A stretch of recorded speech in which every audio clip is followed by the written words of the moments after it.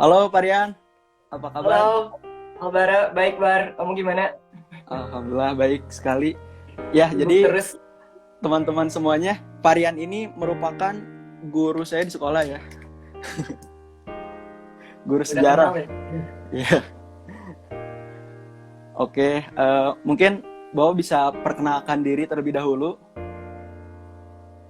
Oke, makasih Bar kesempatannya ya.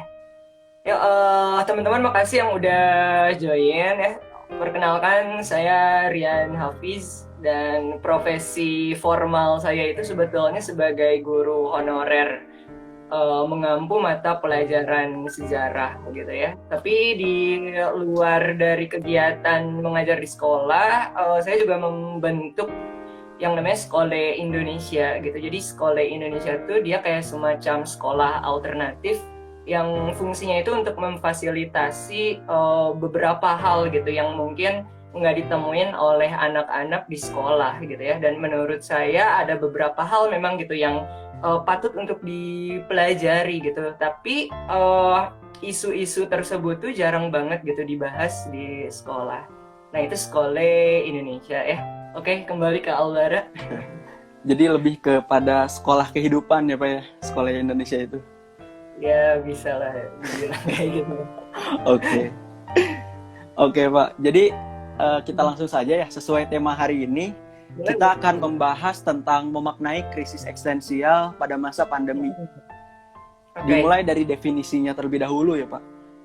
oke boleh boleh. Sebetulnya definisi dari krisis eksistensial itu apa sih Pak? Nah, pertama kita dari kata eksisnya dulu gitu ya. Ya, Nah, kenapa? Karena mungkin kita sekarang tuh sering banget gitu mendefinisikan istilah eksis tuh kayak misalkan ada anak muda nih gitu yang apa namanya? Katakanlah dia selebgram atau dia posting terus gitu. Dan kita nyebut, "Ih, kamu so eksis" gitu. Nah, si kosakata itu suka dipakai untuk kayak gitu kan. Bener nggak? Kayak benar-benar. misalkan ada orang dia pengen tampil terus gitu. Nah, terus kita bilang mereka itu, ih, so eksis gitu. Ini suaranya kedengeran nggak, Bar? Aman aman Pak suaranya. Aman ya? Ya, Oke. Nah, si kosakata eksis tuh sering dipakai oleh kita kayak gitu. Meskipun ada benernya, karena definisi dari eksis itu, kalau misalkan secara etimologi, dia dari bahasa Latin gitu. Exito, artinya sesuatu yang nampak gitu. Nah, sesuatu yang nampak. Nah, terus kalau misalkan di dalam studi filsafat gitu ya, katakanlah studi ya, filsafat, nah istilah eksistensialisme itu berbicara tentang, bukan berbicara mungkin ya, tapi lebih ke mempertanyakan kembali gitu. Mempertanyakan kembali tentang keberadaan. Jadi apakah sesuatu itu sekedar ada, apa dia betul-betul hidup gitu ibaratnya. Nah, jadi terus kalau misalkan kita gabungkan gitu ya istilah krisis eksistensial. Jadi krisis eksistensial itu kondisi gitu ya di mana kita itu mempertanyakan sendiri tentang keberadaan kita gitu, Bar. Kayak misalkan tentang siapa aku gitu ya. ya, Misalkan coba deh, Bar. Kayak misalkan nanti kenapa kita ngebahas ini? Ini sebetulnya harus dipelajari gitu oleh anak-anak muda seusia kalian. Nah, kenapa? Karena usia kalian itu bisa jadi dewasanya itu jauh lebih cepat gitu daripada di generasi saya gitu. Nah, kenapa kayak gitu? Karena generasi kalian itu udah benar-benar bersentuhan dengan yang namanya media sosial. Nah, di dalam ya, media sosial itu kalian kan pasti dapat informasi jauh lebih banyak. Jadi kalian pasti betul. menyaksikan banyak fenomena-fenomena sosial gitu ya di dunia, dan dengan sendirinya gitu nanti kalian akan mengalami kedewasaan yang lebih cepat. Dan si kedewasaan itu kan sebetulnya nggak bisa kita ukur dari kuantitas gitu ya. Meskipun kita sering bilang bahwa titik kedewasaan seseorang itu usia 17 tahun gitu. Tapi sebetulnya bisa jadi kedewasaan kita itu jauh lebih dulu. Nah, nanti akan ada suatu fase gitu ketika kita itu mulai mempertanyakan siapa diri kita gitu, dan mempertanyakan apa makna hidup gitu. hidup buat apa? Kemana arah umat manusia sebetulnya di dunia ini tuh mau bikin apa gitu manusia? Apalagi Kayak coba, kayak kita kayak ngobrol aja ya Bar ya. Iya. Kayak kita sebelum ngobrol deh. Iya. Kayak misalnya gini deh Bar. Misalkan saya nanya ke kamu, Iya. Siapa kamu gitu misalnya. Kira-kira kamu jawab apa? Nggak apa-apa. Tentunya kan awalnya kita pasti jawab dulu tentang identitas kita gitu ya. Nama, dari mana asalnya gitu, tanggal lahir, mungkin yang bisa kelihatan dulu lah gitu, yang biasanya dipakai dalam kehidupan formal gitu biasanya. Tapi mungkin Betul ya. jika kita melihat lebih dalam gitu dalam diri kita pasti bakalan bingung dulu gitu awalnya gitu. Sebenarnya siapa sih diri kita gitu? Kita tuh dulunya di mana sih gitu? Iya. Ya. Apalagi kan Pak, masa pandemi gini nih. Kemarin kan kita sempat mengalami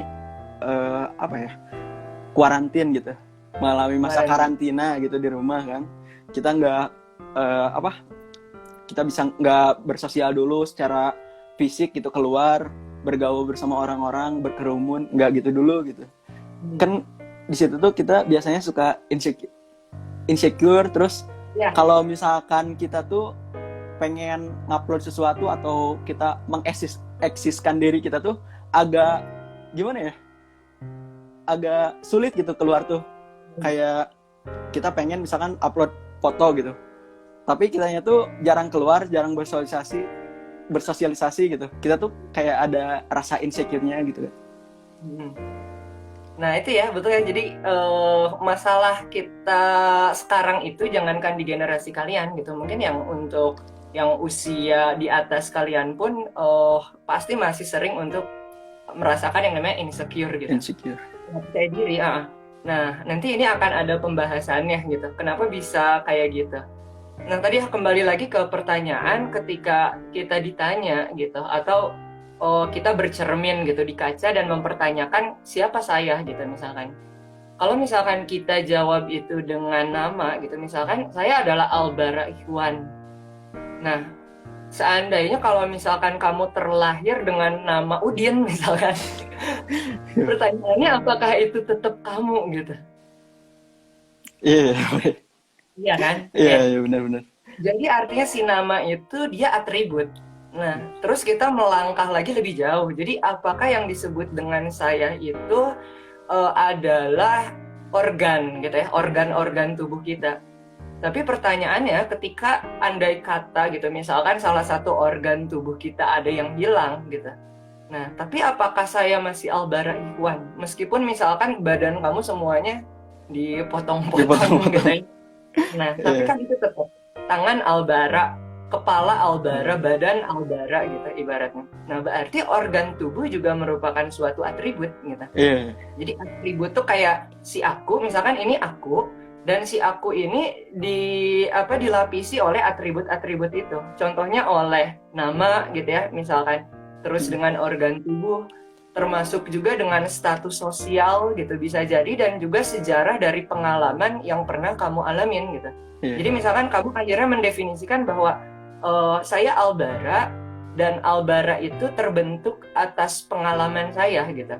Jadi kayak akhirnya membentuk suatu identitas tadi. Saya terlahir di Sukabumi gitu ya misalkan, sebagai seorang pria berkebangsaan Indonesia dan punya pengalaman A, B, C, D, dan itulah yang menjadikan si Albara.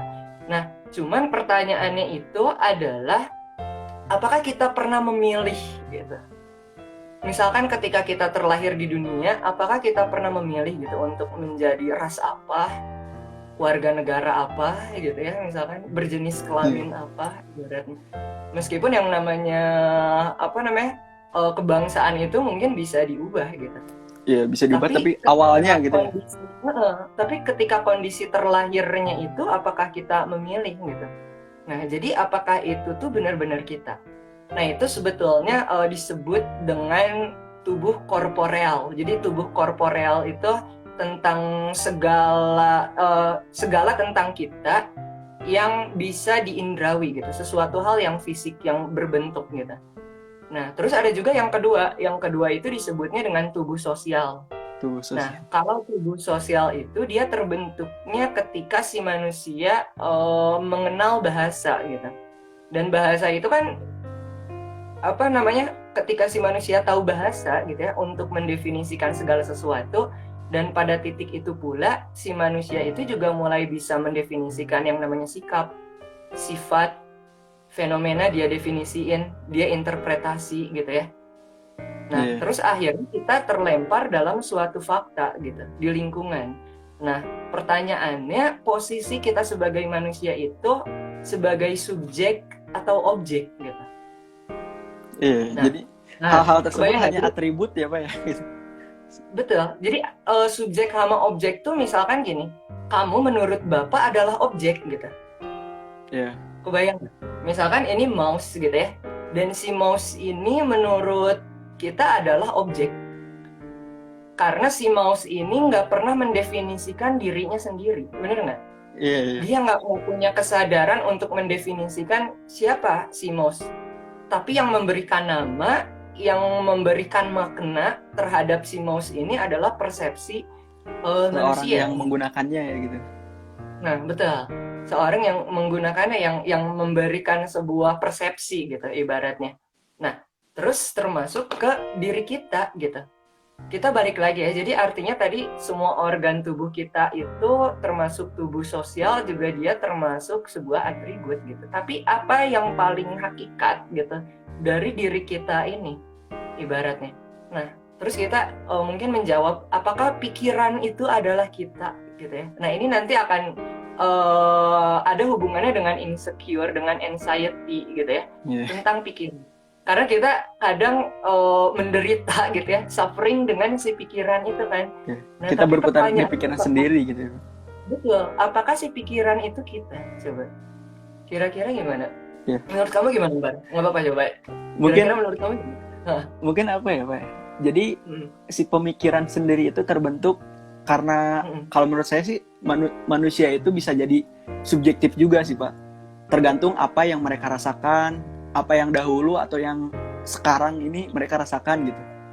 Jadi si pikiran itu terbentuk dari hal-hal yang memang berdekatan sehari-harinya gitu. Jadi misalkan lingkungan gitu.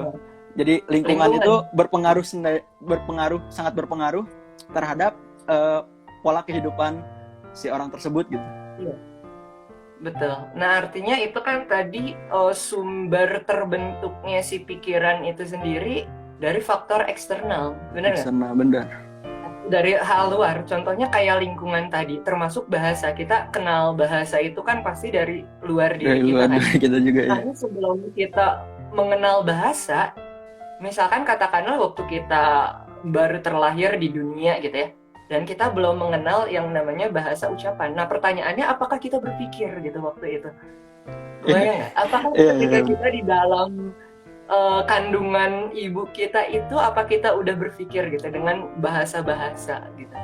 Iya. Dulu kita mungkin nggak kepikiran, tapi kita ngelihat, jadi kita ngikutin gitu. Betul. Tapi kita nggak bisa mengingat keadaan itu kan? Iya. Ya, nah, iya benar. Jadi di sini pertama kita harus bisa mengidentifikasi dulu. Tadi ada yang kamu bilang kan ada pemikiran ya.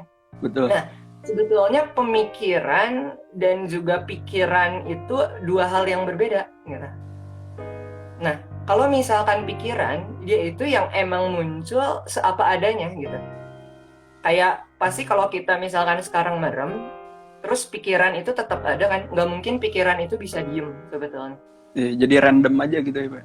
Random, betul. Nah, pikiran itu sesuatu yang random. Sebetulnya dia yang bisa muncul, singgah gitu, terus dia tiba-tiba pergi lagi. Jadi lagi mikirin apa gitu ya, misalnya lagi mikirin hari ini mau main gitu, tiba-tiba mikirin mau ngerjain PR misalnya, dan itu random, acak. Nah, kalau si pemikiran artinya ada diri kita yang terlibat di dalam si pikiran itu. Jadi kayak misalkan pikiran itu kan random. Iya, random. Nah, ketika kita mengatakan pemikiran, itu sebetulnya kita udah terlibat ke dalam si variabel-variabel pikiran itu.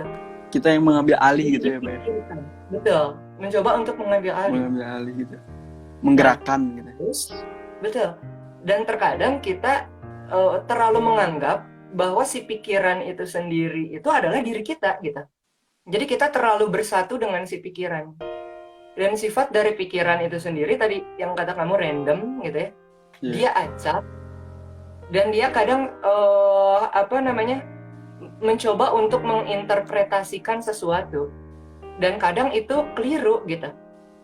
Nah, kenapa sih pikiran itu kadang selalu keliru? Karena ibaratnya si hidup ini tuh kayak fraktal. Jadi fraktal tuh dia kayak suatu hal yang rumit gitu, tidak beraturan. Tapi kita selalu mencoba untuk berusaha agar si hidup kita itu sesuai dengan apa yang kita inginkan gitu. Kita kan nggak bisa ngatur gitu ya. Misalkan saya mengelak bahwa saya terlahir sebagai anak yang broken home gitu misalkan. Nah itu nggak bisa kayak gitu kan, karena tadi yang kita terlempar dalam suatu fakta gitu. Muncul pikiran karena tadi dari faktor eksternal dan kita larut dalam si pikiran tersebut. Nah akhirnya di situ kita sekedar menjadi objek gitu. Jadi disebutnya itu being in itself gitu. Jadi ada being in itself, ada being for itself. Kalau being in itself, dia itu hanya sekedar objek gitu. Kayak misalkan gini Bar, kamu keseharian misalkan ngapain? Bangun tidur. Tidur.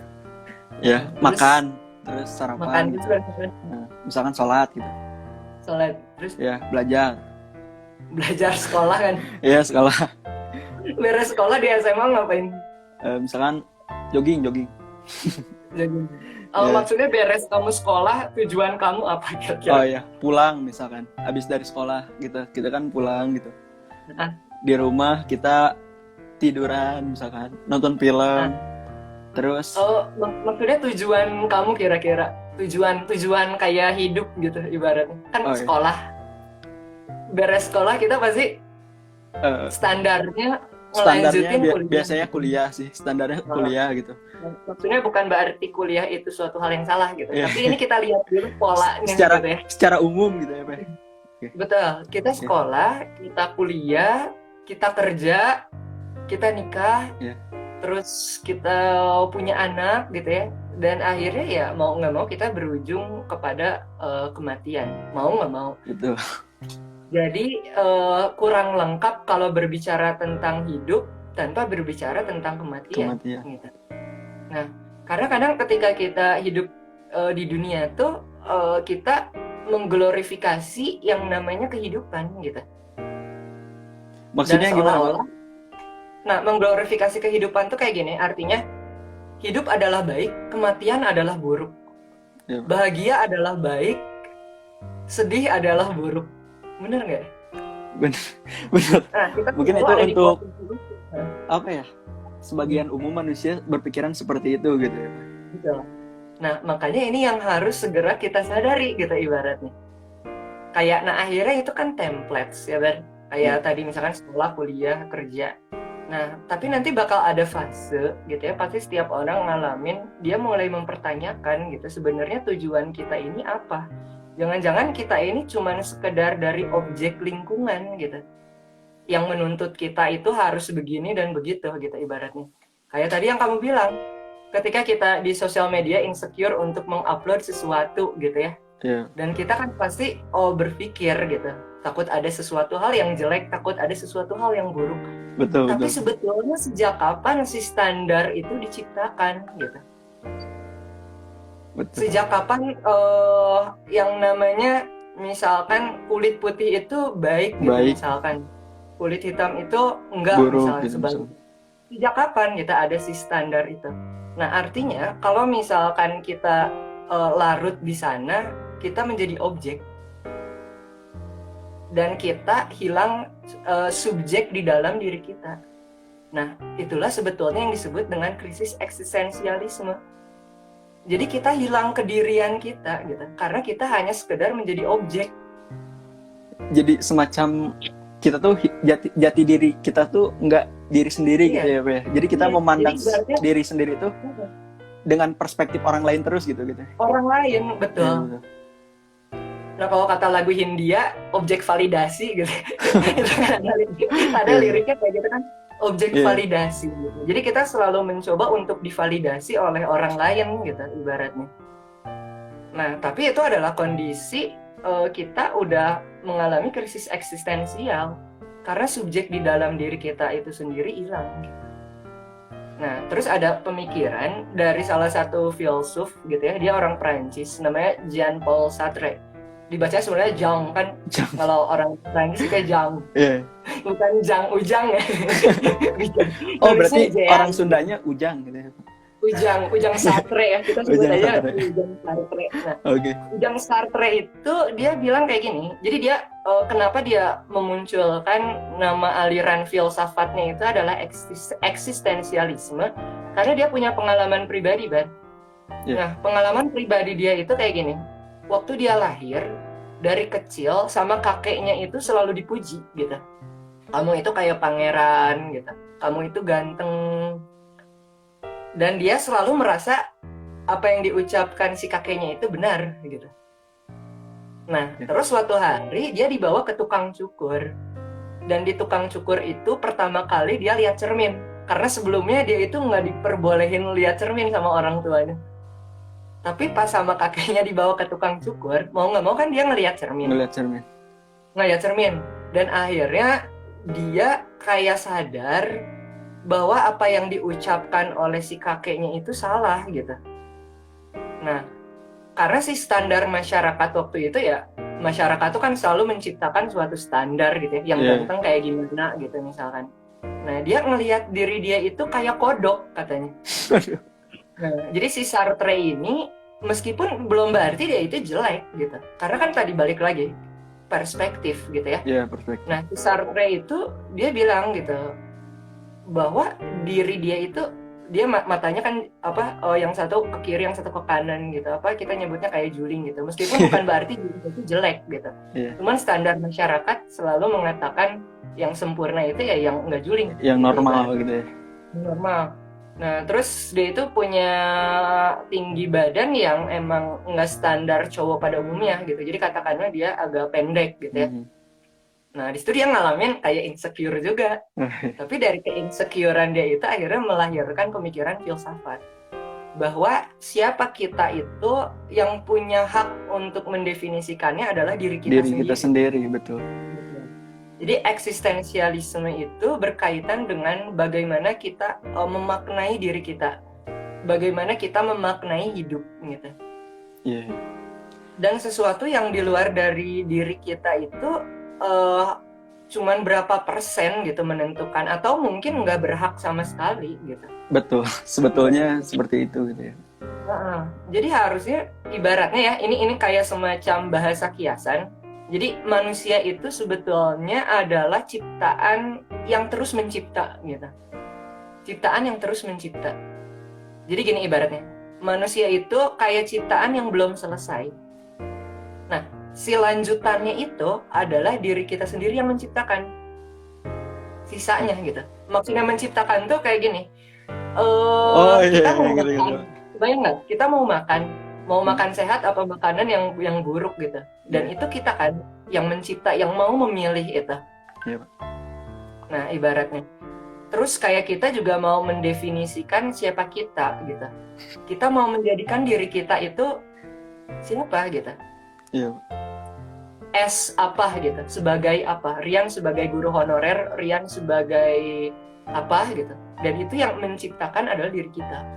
Nah, kata Sartre, jadi ibaratnya eksistensi kita itu diciptakan dan sifatnya kontingen. Kontingen itu artinya dia terus berubah gitu. Jadi bakal adaptif terus berlanjut. Dia bakal terus berlanjut seiring dengan selama kehidupan kita berlangsung gitu ibaratnya. Bayang nggak? Jadi kita terus mencipta.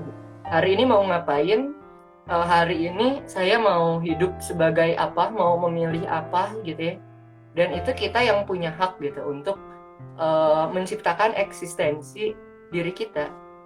Karena ketika kita menghilangkan itu semua, ibaratnya, artinya kita nggak lagi jadi subjek, tapi kita sekedar menjadi objek gitu. Ibaratnya. Jadi mungkin lebih kepada seperti apa ya? Mindset dan sugesti gitu ya, Pak ya. Jadi misalkan kita mensugestikan diri kita itu keren menurut diri kita sendiri nih. otomatis orang-orang lama-kelamaan akan menganggap kita itu keren gitu ya, Pak, dengan berjalannya Oh, waktu gitu. betul, bisa jadi kayak gitu. Cuman maksudnya itu ya itu tadi, siapa kita adalah kita yang menciptakan gitu Yang ibaratnya. menciptakan, ya. Dan itu sifatnya kontinen, terus berubah, dan baru bisa diidentifikasi itu setelah kita mati gitu ibaratnya. Karena kalau kita masih hidup, si proses penciptaan diri kita sendiri itu masih terus berlangsung gitu ibaratnya. Setelah meninggal baru ada biografi, misalkan Aldora lahir di Bayangan. Berarti itu menurut perspektif ya gitu ya, kalau udah mati itu. Betul, kayak misalkan gini deh. Misalkan kamu waktu kecil kamu pernah ngebohong gitu Iya. ya. Terus kamu dilabelin sama orang sebagai pembohong ibaratnya. Tapi kamu ngebohong itu cuman waktu itu doang ibaratnya. Sisanya kamu jadi orang yang jujur. Tapi si Iya. label itu masih nempel di kamu, si label bohongnya. Nah itu keliru kan, artinya kita lagi diobjekkan oleh orang lain gitu ibaratnya. Iya, iya, Pak. Kalau berbicara mengenai ini berarti stereotip ya, Pak ya? Lebih ke Iya, bisa jadi kayak stereotip gitu. setiap Stereotype orang in kepada general. individu tertentu gitu. Nah, saya pernah baca gitu sebuah berita, isinya tuh Elon Musk ya. Elon Musk Iya, itu waktu itu lagi merokok ganja. Nah, iya, pada hari itu apa eh, stigma ya. saham Tesla itu turun menjadi anjlok pokoknya gitu. Otomatis kan itu juga menunjukkan bahwa apa ya, seorang public figure itu dinilai oleh orang-orang gitu, Iya, bukan dia sendiri gitu. dia sendiri. Nah, betul kayak gitu. Jadi artinya ya itu tadi, orang-orang yang ada di luar diri kita itu lagi menjadikan diri kita sebagai objek gitu ya. Nah, tapi sebetulnya kelemahan dari si pemikiran Jean-Paul Sartre gitu ya. Sebetulnya siapalah kita gitu ya mengkritik kelemahan pemikiran filsuf besar. Tapi justru yang diinginkan oleh si Sartre dan kawan-kawan itu ya, kalau misalkan kita cuma ngikut sama pemikiran orang lain, artinya kita juga objek gitu. Yeah. Jadi ya kita harus gitu, justru kita mengkritik itu harus. Bahkan kata seorang filsuf dari Jerman juga ada yang namanya Friedrich Nietzsche, dia juga sama pemikir filsafat aliran eksistensialis. Dia bilang kalau kamu cuma ngikutin pemikiran aku, ya artinya kamu juga nggak melakukan eksistensial yang sama gitu. Apa uniknya diri kamu gitu ibaratnya. Yeah. Nah, terus sekarang kita masuk ke, tadi udah paham lah ya, panjang lebar tentang eksistensial itu apa gitu ya. Yeah. Jadi ibaratnya dia adalah suatu subjek yang mengada gitu. Suatu subjek yang mengada yang menciptakan gitu. Ketika dia udah keluar dari objek. Ini waktunya masih lama nggak? Berapa lama lagi? Kita baru 30 menit, Pak. Aman. 30 menit, masih lama ya? Oke, mungkin buat teman-teman semuanya bisa sambil bertanya ya. Kita di sini talks aja gitu ya, sambil ngobrol gitu sama Parian alias AK Kera Berpikir. Nah, terus lanjut ya, Bare. Yeah. Nah, krisis eksistensialisme kan judul kita itu krisis eksistensialisme di masa pandemi. Nah, si pandemi ini kan ibaratnya membuat kita itu mau nggak mau gitu ya, kadang merasa terisolasi gitu, merasa sendiri gitu, dan kita kayak akhirnya berhadapan dengan yang namanya kesepian gitu, berhadapan dengan yang namanya kehampaan gitu ya ibaratnya. Dan biasanya banyak gitu di antara kita, teman-teman juga banyak gitu, teman-teman saya yang ngalamin hal yang sama gitu. Ketika dia sendiri di rumah gitu ya, dan itu mulai muncul gitu si pikiran-pikiran itu, yang sampai akhirnya dia mempertanyakan gitu dirinya sendiri, siapa saya gitu, sebenarnya hidup tuh ngapain gitu, kok sebegitu template-nya hidup gitu ibaratnya, kayak kenapa kita harus terjun gitu ya ke dalam kondisi sosial yang sedemikian rupa gitu. kayak sebetulnya kan kita nggak pernah benar-benar mempertanyakan misalkan masalah sekolah gitu ya. Betul. Kayak apakah sekolah itu benar-benar keinginan kita gitu, atau itu adalah tuntutan sosial gitu, ibaratnya kayak gitu. Betul. Termasuk di dalam pekerjaan gitu ya. Mungkin Nah akhirnya gimana Bang? mungkin Pak, saya juga pernah berpikir nih, kenapa sih kita itu harus menghafal suatu pelajaran gitu? Kenapa kita harus mempelajari rumus-rumus tertentu? Kenapa kita nggak menciptakan sendiri gitu?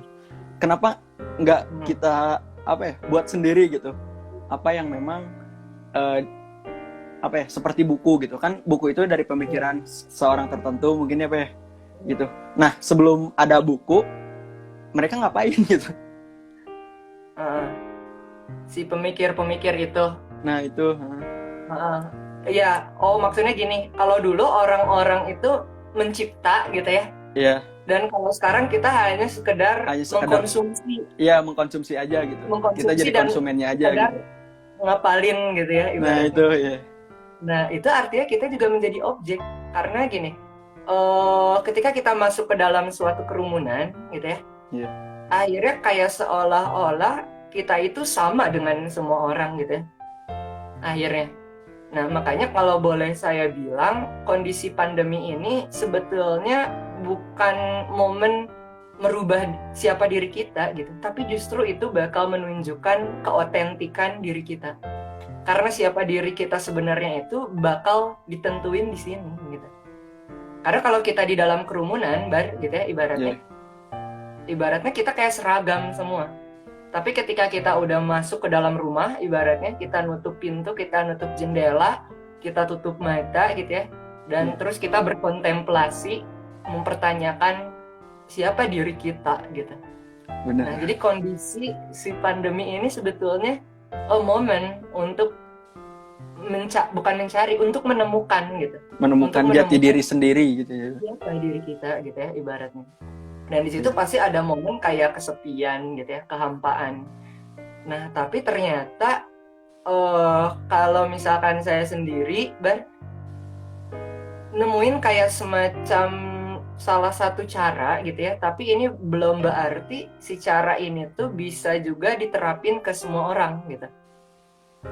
Nah, karena saya yakin semua orang itu pasti punya journey-nya masing-masing, punya perjalanannya masing-masing buat nemuin siapa diri saya. Nah, karena orang-orang bijak dari dulu tuh, mereka selalu mengatakan kayak gini, kunci hidup itu adalah kenali dirimu sendiri. Contoh misalkan Socrates, dia dari Yunani, 400 sebelum Masehi, dia bilang gnotis seuton katanya. Kunci hidup itu adalah kenali diri sendiri. Bahkan Nabi Muhammad SAW juga bilang gini kan, kenalilah dirimu sendiri maka kamu akan mengenal Tuhan gitu. Karena yang namanya Tuhan itu ternyata nggak jauh dari diri kita kan. Kalau di dalam ajaran Islam misalkan Tuhan itu sebetulnya Allah itu dekat dengan dekat dengan bahkan mendekati urat nadi gitu. Iya, urat nadi. Maksudnya saking dekatnya jadi, gitu ya. Artinya Nabi Muhammad pun bilang bahwa untuk menemukan Tuhan itu nggak usah nyari kemana-mana gitu, tapi ada di dalam diri kita gitu. Ibaratnya kayak gitu. Itu salah satu contoh. Tapi sangat dekat dengan kita gitu ya. Iya, bahkan nggak cuma Nabi Muhammad, hampir semua tokoh-tokoh filsuf juga gitu ya, tokoh-tokoh bijak selalu mengatakan bahwa kenalilah dirimu sendiri. Nah, cuman pertanyaannya siapa diri kita yang paling otentik? Karena tadi nama bukan kita, pikiran juga bukan kita gitu ya, emosi juga bukan kita gitu. Benar gak? Karena emosi itu munculnya dia spontan gitu, kita ditonjok gitu ya, terus kita spontan marah gitu ibaratnya. Berarti diri ini sangat subjektif ya, Pak? Harusnya kayak gitu. Nah, terus siapa sebetulnya diri kita yang sebenarnya, esensi kita yang sebenarnya gitu ya. Nah, pertama untuk melawan si ketakutan itu sendiri gitu ya. Nah sebenarnya saya udah nyoba berbagai cara gitu ya Baris. Contohnya kayak misalkan meditasi. Itu dicobain misalkan. Terus jogging itu juga dicobain. Jadi kayak kalau kita lagi anxiety itu kan pasti si energi kita itu kayak badan tuh ada kayak gejolak gitu ya. Iya. Jadi akhirnya jogging, lari, ngabisin energi sampai benar-benar habis gitu. Nah, tapi ada satu momen ketika meditasi, jogging gitu ya, terus main musik. Nah, sebenarnya itu semua tuh adalah bagian dari distraksi. Jadi distraksi itu artinya kita mengalihkan apa yang harusnya kita temuin dengan hal lain gitu. Kita punya masalah, larinya ke musik. Misalkan main musik, main drum sampai capek gitu ya. Iya. Itu emang ngobatin. Tapi pada saat itu doang gitu. Oh, jadi lebih kepada seperti katarsis gitu ya, Pak? Iya, kayak akhirnya kita ngalihin si masalah itu. Dan si masalah itu sendiri alias si ketakutan itu nggak benar-benar kita temuin.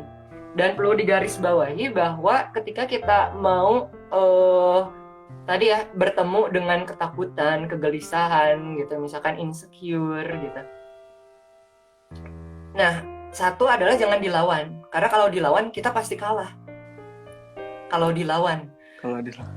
dilawan. Jadi kalau misalkan dilawan itu ibaratnya kayak gini. Misalkan kamu dibikin jengkel sama teman kamu dan kamu akhirnya mengelak itu gitu.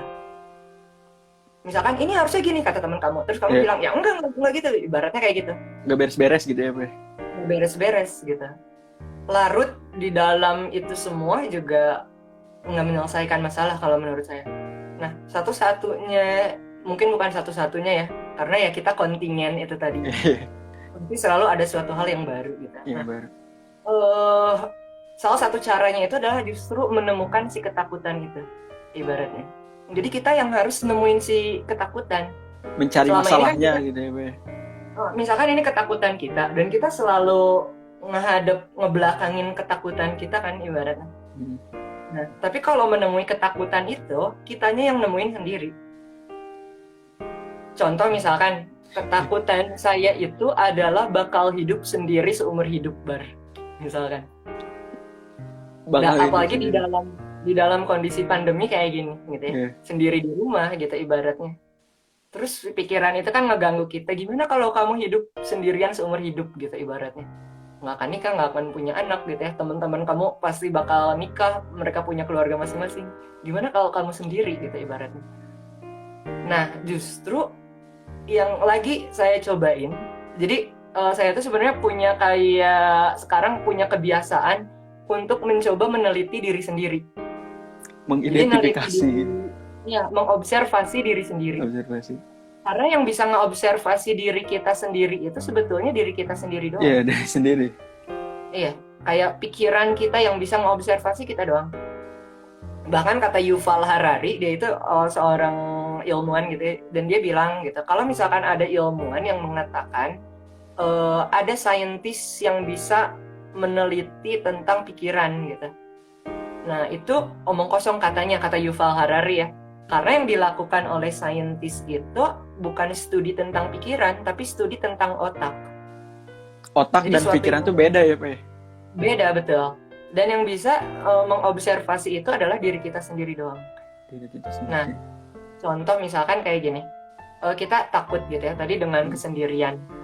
Ngalamin krisis eksistensialis tadi gitu ya. Siapa aku gitu ibaratnya. Nah, si ketakutan itu ditemuin. Contohnya kayak misalkan sekarang udah 2 minggu gitu ya. Jadi biasanya di rumah ini tuh rame. Nah, ini mungkin ada anak-anak Padepokan Kera Berpikir. Biasanya di sini tuh selalu rame, Bar.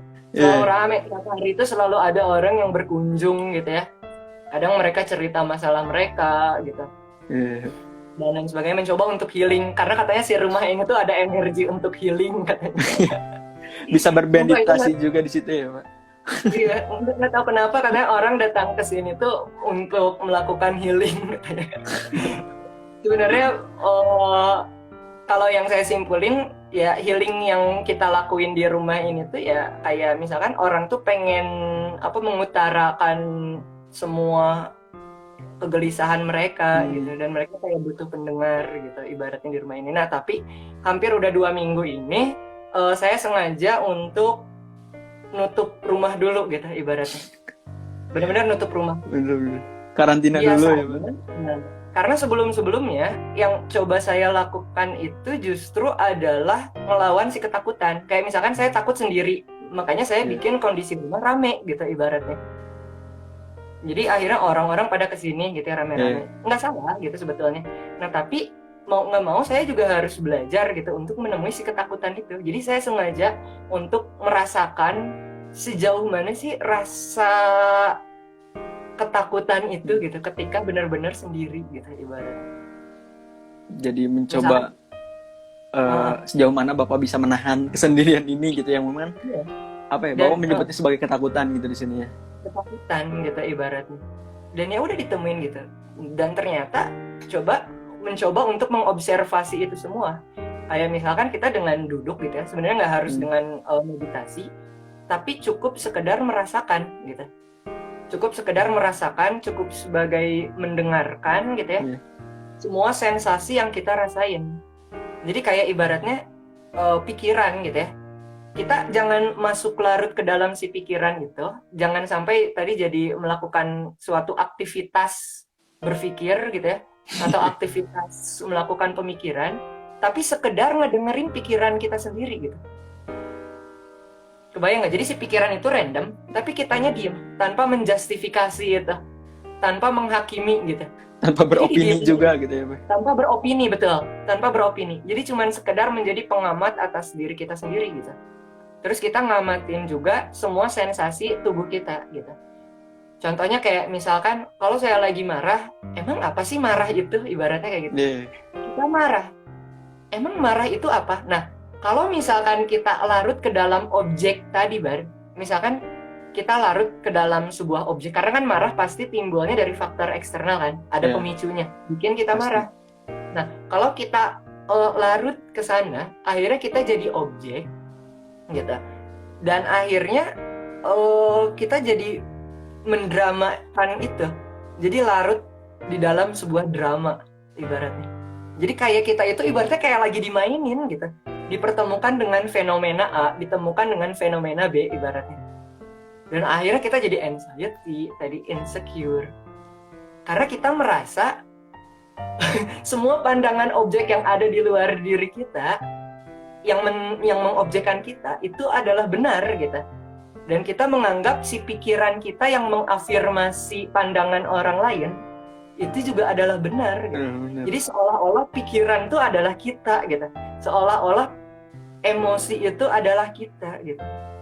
Padahal semua itu tuh cuma tercipta dari faktor eksternal, dari hal pengalaman ya, dari pengalaman, dari mungkin apa ya, misalkan postingan orang di Instagram gitu ya, di story-nya gitu ya.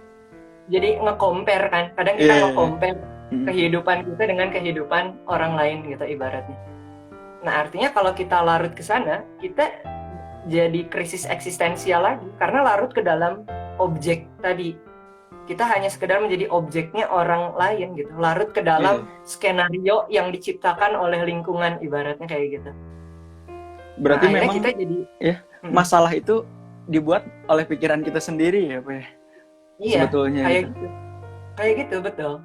Jadi mereka-reka gitu ibaratnya kita menafsirkan apa seolah-olah yang dikatakan oleh semua orang itu adalah definisi kita gitu, padahal itu bukan sama sekali. Karena kalau kita larut ke sana kita hanya sekedar menjadi objek gitu. Nah akhirnya terjadilah itu yang tadi krisis eksistensialis. Nah tadi misalkan marah itu emang apa? Coba kalau kita pertanyakan apa itu marah? Kalau dipikir-pikir lagi ya Bar, kayak misalkan saya sedih. Apa itu sedih? Coba apa itu sedih? Tapi mungkin definisinya itu suatu keadaan yang memang di situ saat kita berekspektasi A, saat realita tidak sesuai dengan ekspektasi, misalkan seperti itu gitu ya. Kalau definisi secara umumnya seperti itu kan ya Pak ya. Tapi kalau misalkan kita apa ya, mencari dalam diri kita sendiri, sedih itu apa sih gitu. Iya, betul kayak gitu. Nah, karena kita mendefinisikan sedih itu sendiri, yang tadi kamu ucapin tadi kan, kamu ucapin, sedih adalah tidak terwujudnya ekspektasi ibaratnya kayak gitu. Betul. Nah, kamu mendefinisikan itu pakai apa? Pakai bahasa kan? Pakai bahasa. Dan bahasa itu kamu temukan dari faktor eksternal. Nah, iya. Dari luar itu. Bener nggak? Betul. Akhirnya kita mendefinisikan bahwa sedih adalah tidak tercapainya ekspektasi. Gitu. Iya, benar. Kebayang kan? Iya. Kebayang kan? Benar. Jadi saya gembira. Jadi selama ini kita hidup apa ya? Kita merasakan sesuatu itu dengan stereotip orang lain gitu ya, Pak. Stereotip lingkungan gitu ya. Iya. Dan kita nyiptain itu dengan si bahasa yang sedemikian rupa gitu ibaratnya. Iya. Kayak saya gembira adalah gitu ibaratnya. Pakai bahasa kan. Bahasa ada titik-titik. Tapi kalau kita mau jujur, karena tadi emosi, sebetulnya perasaan dan juga pikiran itu bukan kita, bukan hakikat yang betul-betul diri kita. Karena apakah itu tubuh, apakah itu identitas nama, alamat gitu ya, kelahiran, termasuk pikiran, termasuk perasaan, termasuk emosi, itu tuh atribut doang gitu. Bukan diri kita yang sebenarnya. Bukan benar-benar siapa aku itu tadi. Kebayang nggak, Bar? Iya. Karena kita tuh ibaratnya cuman pantulan. Kita itu pantulan. Pantulan dari objek sekitar gitu ya, Be? Pantulan dari objek sekitar, pantulan dari keadaan. Akhirnya ketemu sama suatu fenomena. Fenomena ketemu dengan kita gitu ibaratnya. Dan lahirlah sebuah pikiran, lahirlah sebuah perasaan, lahirlah sebuah emosi gitu. Kalau kayak gitu jangan-jangan sebenarnya kita itu juga adalah objek gitu. Iya. Tapi kita merasa diri kita itu adalah pemain utama gitu, main character of ya sendiri-sendiri gitu ya. Iya, seolah-olah si pikiran perasaan itu tuh adalah esensi hakikatnya diri kita gitu. Iya. Tapi sebetulnya itu semua adalah atribut karena kita mendefinisikan itu semua tuh dengan bahasa gitu. Iya. Sedangkan bahasa itu dari eksternal ya, Be? Dari eksternal. Contoh, misalnya gini, saya sedih karena saya tidak bisa lulus kuliah dalam waktu 3 tahun, misalkan. Ibaratnya. Nah, siapa yang menciptakan siapa yang menciptakan standar bahwa kuliah nggak lulus dengan 3 tahun itu buruk gitu ibaratnya? Adalah sebuah kegagalan. Siapa yang menciptakan formalitas seperti itu gitu ya, Be? Berarti dari luar kan, ibaratnya. Dari luar. Dan kita sedih atas hal tersebut ibaratnya. Iya. Jadi lagi-lagi kita terobjekkan oleh sesuatu yang di luar diri kita gitu. Nah, jadi ibaratnya kayak tadi kita balik lagi tadi menemui ketakutan gitu ibaratnya. Jadi sebetulnya kayak kita cukup dengan diam gitu. Cukup dengan diam. Yeah. Dan cukup sekedar merasakan dan menjadi pengamat atas semua atribut yang ada di dalam diri kita. Jadi kita cuma sekedar mengamati pikiran, kita cuma sekedar mengamati perasaan. Kayak misalkan marah, emang marah tuh gimana sih? Oh ternyata jantung berdebar. Badan kayak agak panas, mungkin juga kalau lagi takut gemetaran. Gitu. Jadi kayak cuma sekedar dirasain dan kita cuma jadi pengamat. Jadi siapa diri kita itu, ini mungkin gitu ya Bare, ini mungkin. Jadi bisa jadi salah gitu. Analoginya itu kayak gini, kamu tahu game The Sims nggak? Ya, The Sims. The Sims. Nah waktu itu ada meme yang saya temuin, si meme-nya itu katanya kayak gini. Kita mungkin, katanya artinya kayak gini, kita mungkin adalah The Sims di dalam PlayStation 13 katanya. Ngerti gak jokes itu? Kita ini mungkin kayak permainan The Sims tapi di dalam PlayStation versi 13 gitu. Oh, berarti itu udah hype banget gitu ya, Pak. Kita tuh hanya sebagai manekin aja gitu ya. Kayak game, tapi gamenya itu realistis banget ya. Itu adalah kehidupan kita. Dan kenapa kita itu harus kayak terlalu larut gitu. Kayak gini deh, misalkan kamu main The Sims. Dan kamu terlalu larut di dalam si game itu. Sampai kamu ngerasa si karakter di game itu tuh adalah diri kamu gitu. Iya. Bayangkan, terlalu larut. Terasanya tuh nyata banget gitu ya. kayak kerasa nyata banget, dan kita tuh kayak akhirnya jadi ngerasain apa yang dirasain si karakter itu gitu ibaratnya. Nah, jangan-jangan gitu, jangan-jangan. Atau bisa jadi ini salah, tapi ini bisa jadi kayak semacam cara kita gitu, cara kita untuk menghadapi situasi krisis eksistensial ini. Karena kita tadi udah menyadari banyak hal sebetulnya yang selama ini kita anggap itu adalah diri kita gitu. Ternyata itu hanya atribut ibaratnya. Kayak sekedar baju doang gitu ibaratnya. Pikiran itu kayak baju yang kita pakai, tapi bukan kita yang sebenarnya. Nah, kita yang sebenarnya itu ya tadi, dia kayak hanya, kita katakanlah dia adalah semacam kesadaran. Kesadaran yang tanpa melakukan justifikasi gitu. Jadi dia hanya suatu kesadaran yang cukup menyadari gitu ya, atas semua sensasi-sensasi yang kita rasain. Apakah itu sensasi di dalam pikiran, perasaan, tubuh gitu ya. Nah, kemudian kalau misalkan dari pengalaman saya setelah mencoba itu, ya akhirnya kita muncul kayak kesimpulan, kenapa kita harus terlalu larut gitu di dalam suatu drama kehidupan gitu ya, yang kadang bikin kita sedih gitu. Oh, itu semua bukan terlalu diri kita gitu ibaratnya. Karena bahayanya gini, Bar. Nah, itu tentang hidup gitu ya ibaratnya. Bagaimana kita hidup, karena eksistensialisme itu bukan sekedar ada, tapi bagaimana kita benar-benar menghidupi itu. Bagaimana kita benar-benar gitu ya. Memaknai, betul, menyikapi atau memaknai. Ibaratnya kayak gitu.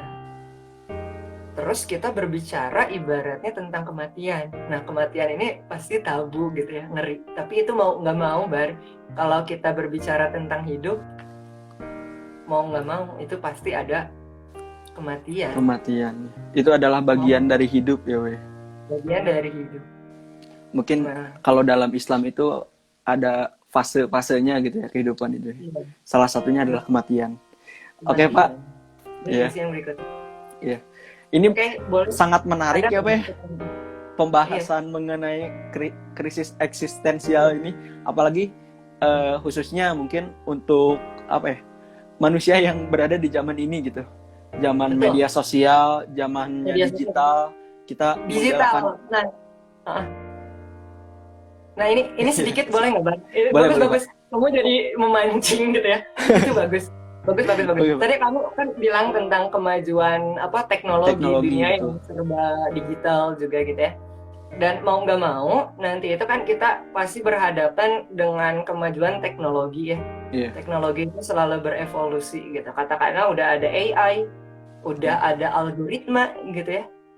Jadi kita tahu kan algoritma itu apa gitu. Ibaratnya sesuatu yang bisa mengkalkulasi diri kita gitu. Sebuah jadi sistem ini. Dia bisa menghitung gitu, dia bisa mengukur diri kita gitu. Dan kadang algoritma itu jauh lebih mengenal kita daripada diri kita sendiri. Kayak contohnya gini, kayak kesukaan kita apa gitu ya, itu tercatat gitu di dalam sebuah algoritma. Kayak misalkan gini deh, Bar, kamu lagi mikirin sesuatu gitu ya. Sekarang itu bahkan udah bisa sampai kayak gini, kamu lagi mikirin sesuatu, terus kamu buka postingan-postingan yang berkaitan dengan apa yang kamu pikirkan gitu ibaratnya. Dan nanti itu bakal muncul rekomendasi-rekomendasi di internet gitu ya, yang berkaitan gitu ibaratnya. Bayang kan? Yes. Jadi tentang identitas kita itu akhirnya terbaca oleh si algoritma. Nah ini pertanyaannya itu nanti ketika kita menghadapi si kemajuan teknologi yang mungkin nanti udah ada big data juga gitu. Big data mungkin udah ada dan udah mulai gitu sekarang. Nah dan big data itu dia punya segala banyak informasi gitu ya, mungkin termasuk informasi tentang diri kita. Nah, terus pertanyaan berikutnya itu yang harus kita pikirin bareng-bareng adalah nanti di mana letak eksistensi diri kita gitu. Karena jangan-jangan gini, misalkan nanti saya bisa mengakses diri kamu, Bar. Misalkan saya bisa mengakses diri kamu. Kebayang nggak? Jadi tentang apa yang kamu suka, tentang apa yang kamu pikiran, itu bisa diakses ibaratnya. Dan begitupun kamu bisa mengakses saya gitu ibaratnya. Bisa saling mengakses dirinya gitu ya. Nah, terus nanti pertanyaannya itu adalah siapa diri kita dong ibaratnya. Jadi kayak ibaratnya kamu bisa masuk ke dalam diri saya bisa masuk ke dalam diri kamu gitu. Itu juga jadi semacam tantangan gitu ya untuk para filsuf gitu. Untuk mendefinisikan nanti eksistensialisme itu sendiri apa ketika kita udah nggak bisa dibedain lagi dengan yang namanya robot. Ibaratnya kayak gitu. Saya juga waktu itu pernah nonton film di Netflix, namanya itu The Social Dilemma. Jadi itu tentang bagaimana sosial media atau perusahaan-perusahaan di Silicon Valley itu menjual kepastian kepada penggunanya gitu. Jadi kata kuncinya itu satu adalah bagaimana cara meningkatkan pelanggan kan ya. Bagaimana si pelanggan itu selalu berinteraksi kepada sosial media itu. Itu dengan cara mereka menjual kepastian. Nah, betul Bar. Wah sebenarnya ini panjang banget ya, kapan-kapan kita sharing lagi deh. Iya, siapa? Nanti ada juga gitu tentang tadi kan udah masuk krisis eksistensial di masa pandemi gitu ya. Dan yang pasti gitu, nggak pasti juga sih ya, kita memprediksi gitu.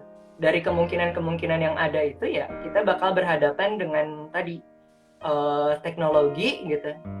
Ada istilahnya kalau orang-orang barat itu nyebutnya singularitas gitu.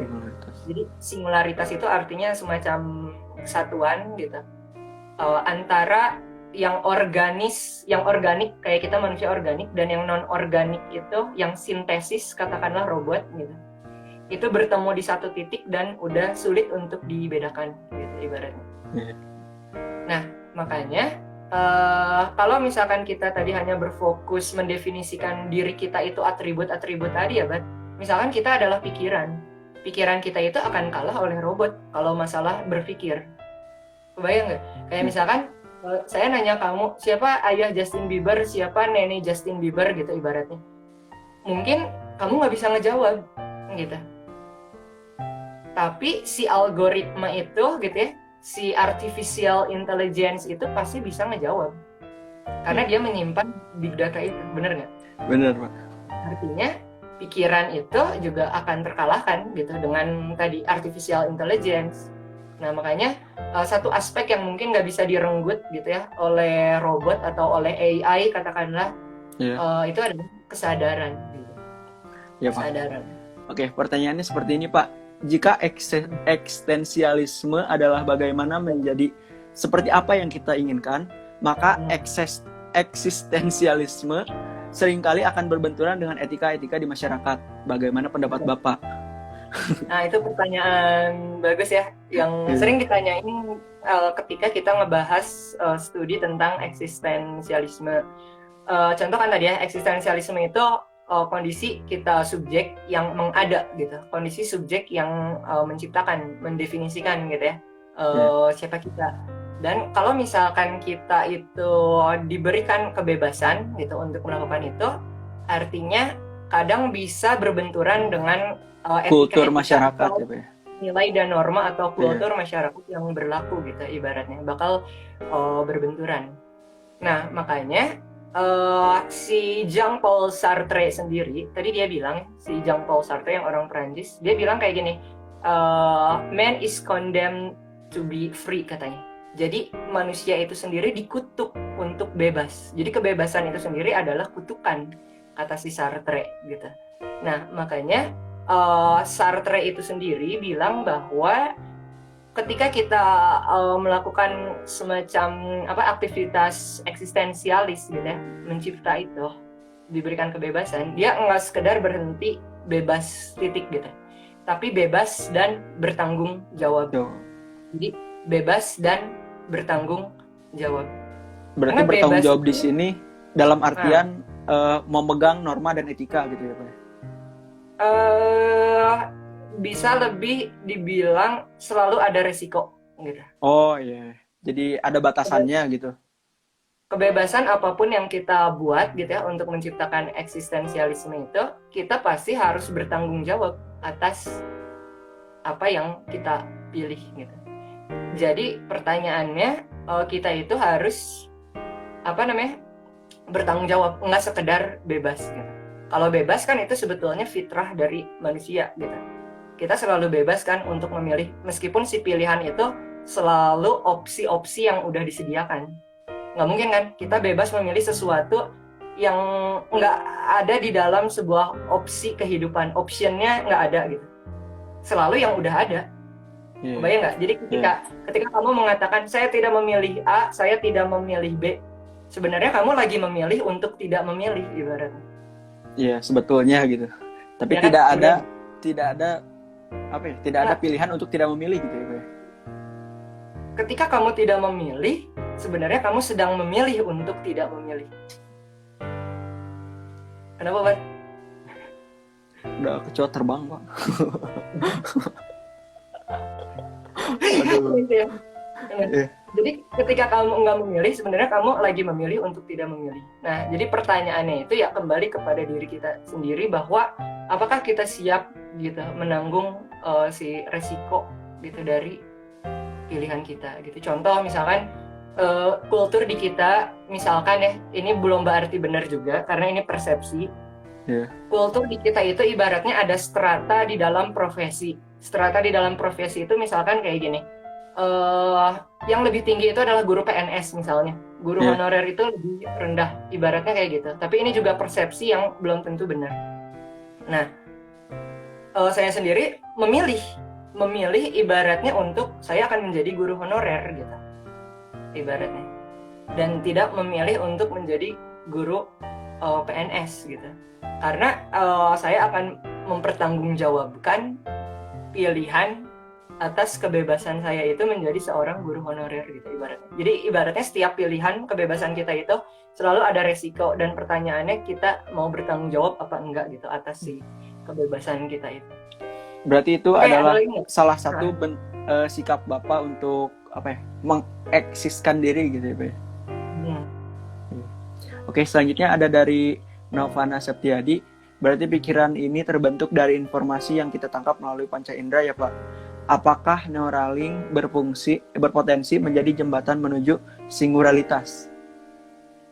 Singularitas. Nah, ya tadi ya disinggung tentang singularitas. Yeah. Jadi gini, pikiran itu betul kan, pasti dia tercipta dari informasi yang ditangkap oleh indera gitu. Kayak misalkan kita merem, kita berpikir tentang sesuatu, dan sesuatu itu pasti yang udah pernah kita lihat gitu. Contohnya kita mikirin rumah misalnya. Mikirin tentang rumah, mikirin tentang apapun, dan itu pasti yang udah pernah kita lihat. Meskipun kita berimajinasi sesuatu hal yang surrealis. Misalkan kita berpikir, bisa kok saya berpikir tentang yang nggak pernah saya lihat. Misalkan ada anjing yang kepalanya gede banget gitu ya. Membayangkan sendiri gitu ya, Pak.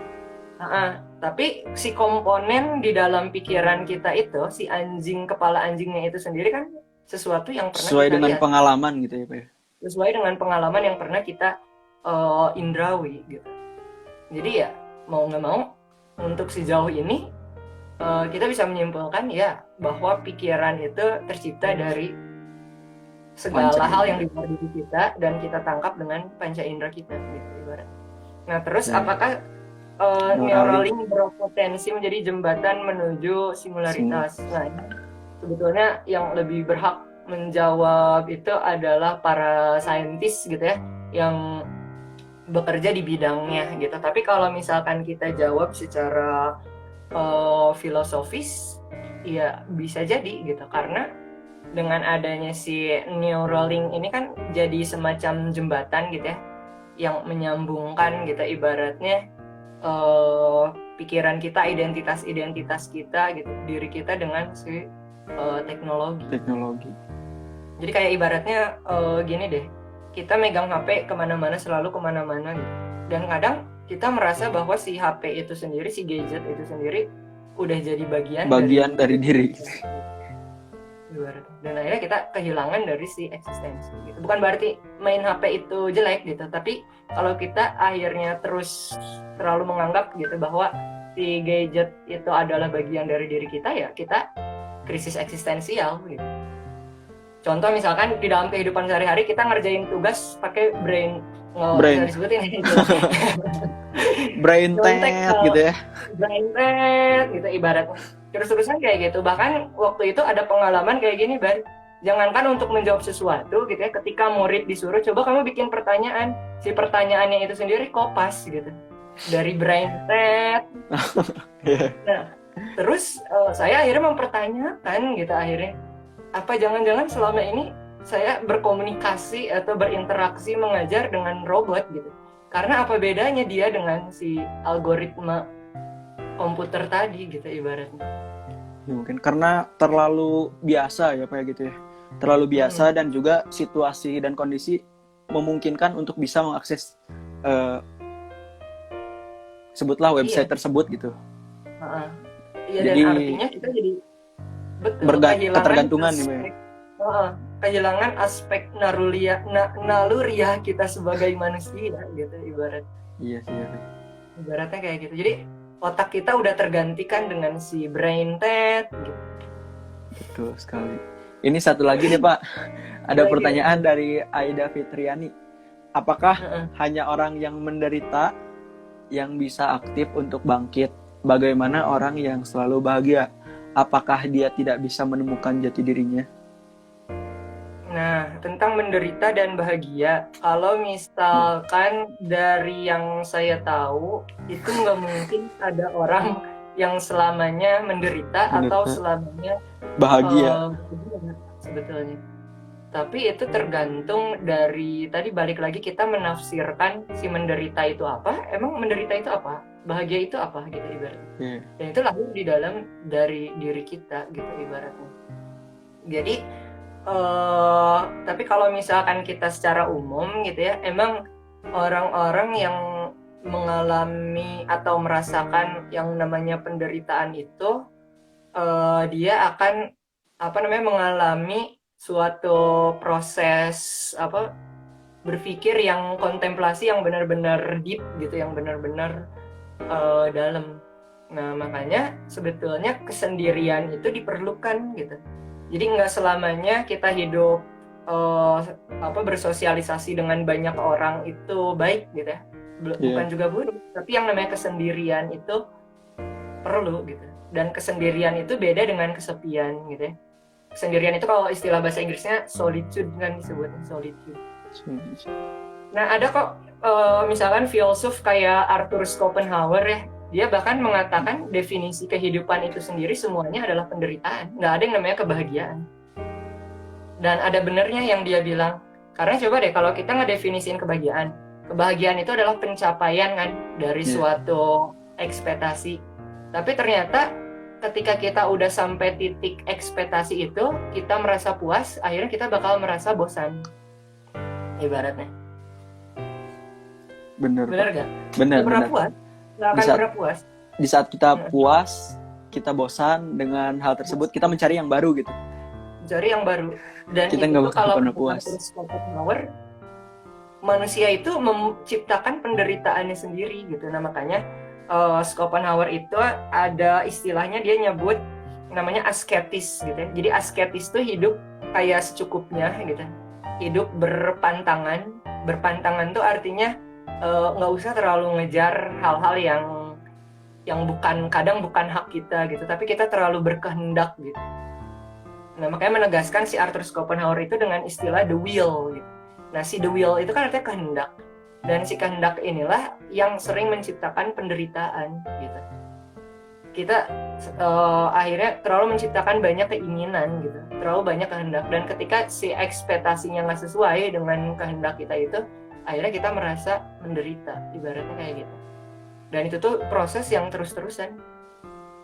Nggak ada kan orang mencapai suatu titik gitu, saya punya cita-cita A, si A ini udah kecapai gitu, tapi apakah dia langsung bahagia seumur hidupnya gitu dengan A? Enggak gitu juga.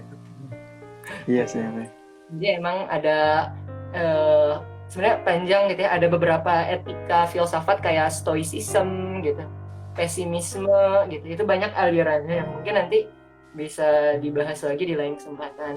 Siap Pak. Ya, kita sudah 71 menit 59, sudah 72 menit ini waktunya sebetulnya kita dibatas hanya 1 jam. Tapi berhubung ini pembahasannya sangat menarik gitu ya, dan juga menggebu-gebu gitu, mungkin bisa nanti kita lanjutkan di lain kesempatan ya, Pak. Ya, Oke. nanti mungkin bisa kita lanjut ya. Iya, Pak.